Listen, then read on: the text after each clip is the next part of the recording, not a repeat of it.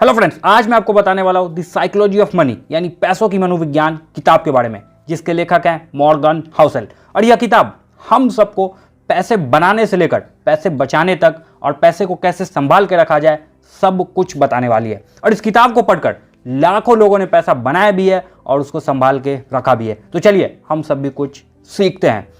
किताब की शुरुआत में लेखक एक कहानी बताते हैं। कहानी यह है कि रोनाल्ड जेम्स रीड नामक एक आम व्यक्ति जो कोई आम कॉलेज से ग्रेजुएट होता है, 25 साल तक पेट्रोल पंप पर काम करता है और 28 की उम्र में एक घर खरीदता है जो $12,000 के आसपास का होता है और अपनी पूरी जिंदगी उसी घर में निकाल देता है।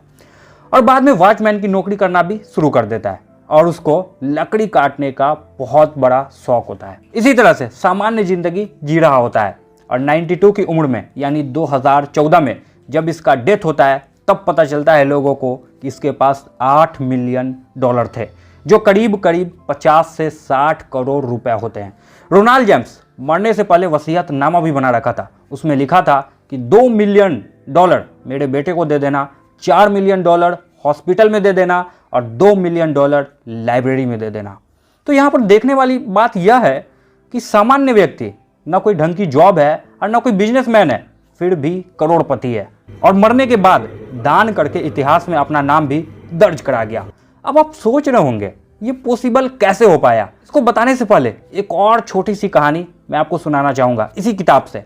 कहानी यह है कि लेखक इस किताब को लिखने से पहले एक होटल में काम किया करते थे और वहां बहुत बड़े बड़े बिजनेसमैन भी आया करते थे, जिसमें से एक बिजनेसमैन बराबर आया करता था। उसका नाम था रिचर्ड फुस्कन, जो कि हार्वर्ड यूनिवर्सिटी से MBA कर रखा था और बड़े बड़े लोग उसकी काबिलियत की तारीफ किया करते थे।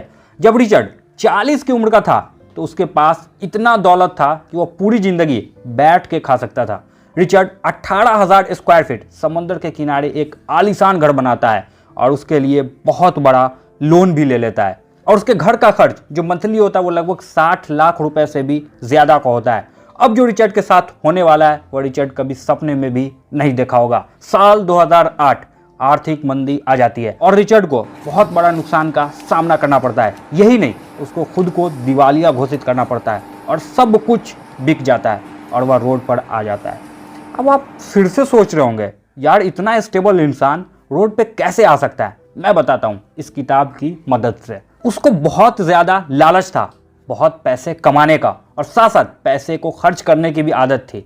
उसको ओवर कॉन्फिडेंस था पैसा के प्रति और वो फिजूल खर्ची था दुनिया के प्रति, जो उसे रोड पे लाके रख दिया। जरूरी यह नहीं है कि आप पढ़े लिखे हैं तो आपको सब कुछ पता है। बहुत सारी चीजें एक्सपीरियंस से भी आती है। हो सकता है आप पढ़े लिखे हैं तो पैसा कमाना आता है, लेकिन उसे बचाना आसान नहीं है।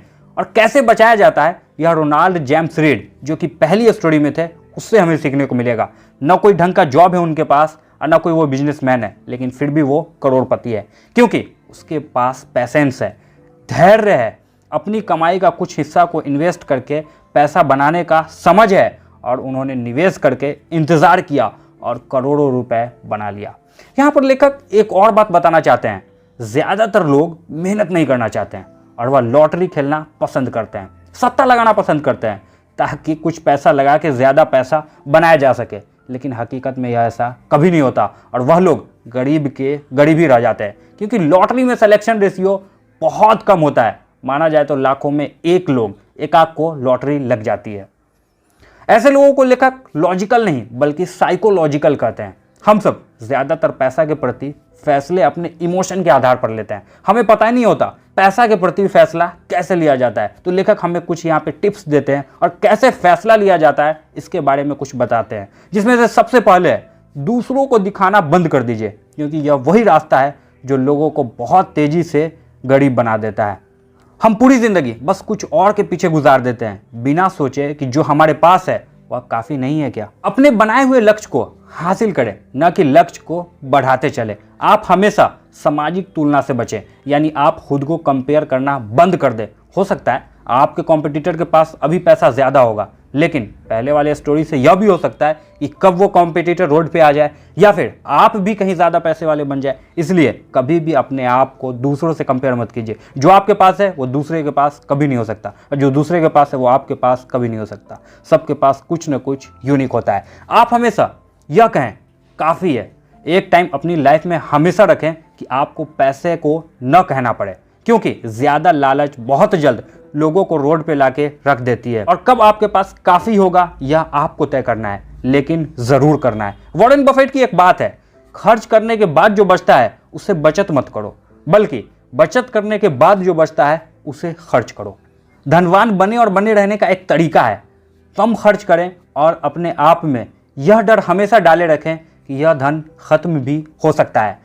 आप सफल पैसा कमाने के लिए कभी मत बनिए, बल्कि आप सफल जिंदगी जीने के लिए बने। इससे आप खुद को ज्यादा खुश रह पाएंगे और यही आपकी कमाई का सबसे बड़ा डिविडेंड होगा। अगर आप भी किसी की अच्छी गाड़ी और अच्छा बंगला को देखकर उसके जैसा बनना चाहते हैं तो शायद आप नहीं बन सकते हैं। हाँ, अगर आप उसकी गाड़ी और उसके बंगला के पीछे की मेहनत को और उसके काम को देखकर बनना चाहते हैं तो हाँ, तो जाहिर है कि एक ना एक दिन आप बन ही जाएंगे। आपका पैसा कम हो जाएगा यदि आप दूसरे लोगों को दिखाने के लिए खर्च करते हैं। यदि आप कम चाहते हैं तो कम खर्च करते हैं, यह हमारे कंट्रोल में होता है।